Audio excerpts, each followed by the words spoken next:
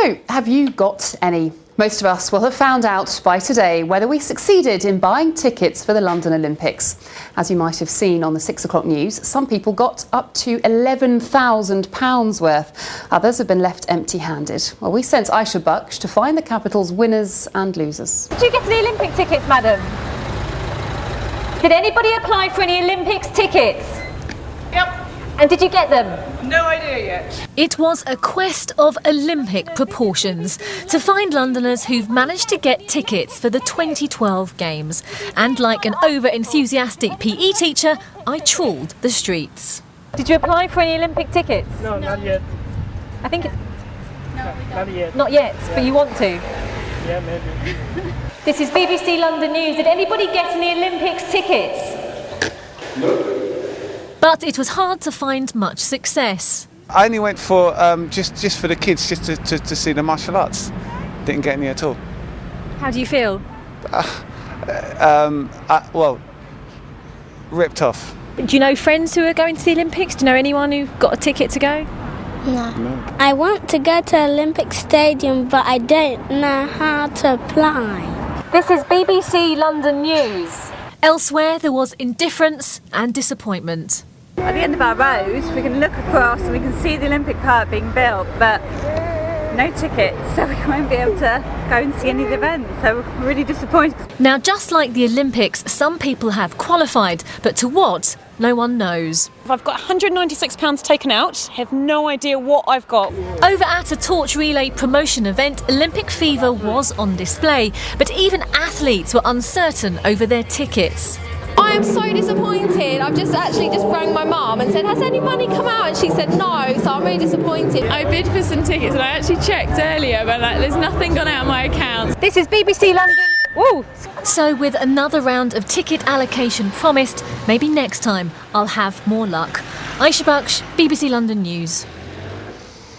Well, we've been overwhelmed today with the tweets, emails and Facebook messages from those of you who haven't managed to get the tickets you were hoping for. Mark Ashdown's here with more on this. So, Mark, what have people been saying today? Well, firstly, let me say this was a lottery, completely at random. Even so, as you heard there from Aisha, lots of people very frustrated and confused. I'll share some of your thoughts, and some very prominent people missed out as well. No Olympic tickets for the wife and kids, says Bradley Wiggins, the Olympic gold medalist. They'll have to watch Dad on the telly. I applied for £5,000 worth and have not been debited a penny, says Diane in Surrey. Friends didn't bother applying, saying it's complicated. I wish I hadn't bothered. On Twitter, Meta says, no, I didn't get one single ticket. I was born and brought up in London. I deserve the chance to see at least one event. Also tweeting, I live in Newham, says Kat, walking distance from the stadium, no tickets. Still have to put up with the mayhem, though, when it comes to town. I applied for £600 of tickets and got none, Jill says on Facebook. One man got £11,000 worth, as we've been hearing. Is that really fair? And finally, Hillary in Bucks says, bitterly disappointed to have got no tickets. I went to the Athens Games and got tickets a week before. What's different? Well, this clip you're about to see kind of sums up what people are feeling. I think the ticket process could have been far more transparent because people needed to know what was available before they went on sale. I think people totally underestimated how few tickets that there would be and that their chances of success were going to be so very slim. But it has to be said that London 2012 have defended the whole process, haven't they? Well, that's right. Lord Coe said today that the ballot system was the fairest way to go. The first come, first serve, he said, would have been hugely problematic with lots of people clamouring for phone lines and websites at the same time. He says, though, he does understand the frustrations. I know what I feel about the Olympic Games. I know what it's meant in my life. And I can genuinely understand the disappointment that many will be feeling this morning. You know, there were 1.8 million people applied for tickets. Over 20 million were applied. Over 20 million tickets were applied for, and we have 6.6 million to distribute. And you know, it's not an easy process. So, Mark, is there any hope for any people who did miss out? Well, firstly, if your card didn't get debited, if there was a problem, don't panic. You will be contacted for another chance to pay. Then in July, there'll be a 2-week period where only those who missed out this time round would exclusively get the chance to bid again. And finally, if there's anything left, they'll go on general sale in December. OK, Mark, we shall see. Thanks very much indeed. Well, if the Olympic ticketing system has upset people, the 2012 organisers can at least cheer themselves with the progress made on the transport system. Today, they were showing off the work done in and out of Stratford Station. Our transport correspondent Tom Edwards reports. While everyone else was talking about tickets, here it was meant to be about tracks and trains.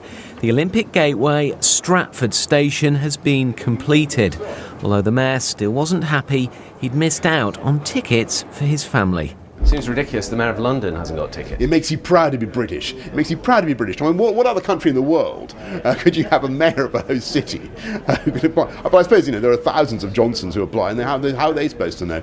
Anyway, there you go. I'm going to have another go at it in July. If you did manage to get a ticket, the organisers want everyone to use public transport next summer, although there are serious concerns that the system won't be able to cope. Stratford Station is the key. Eventually there'll be 10 different rail routes. A new DLR link to Canning Town, due to open in the summer, will give Stratford the same peak hour capacity as Victoria Station. It will all be finished, technologically finished, a year in advance of the Games. We'll have time to let them get the technology to settle down, to get the staff familiar with what they have to do, and time to prepare to make the thing successful. There have been delays here on this DLR project, although the problematic Jubilee line tube upgrade should now be finished in July. And today Londoners were warned they're going to have to change how they get around during the Games. The city isn't going to grind to a standstill. It will carry on working, but it isn't going to be business as usual. It's going to be business as unusual, and people need to plan their journeys, think about their working patterns in a way that they perhaps wouldn't usually have to. Stratford should be open fully in the summer, but there are many challenges ahead, not least ongoing negotiations with the tube unions. Tom Edwards, BBC London News.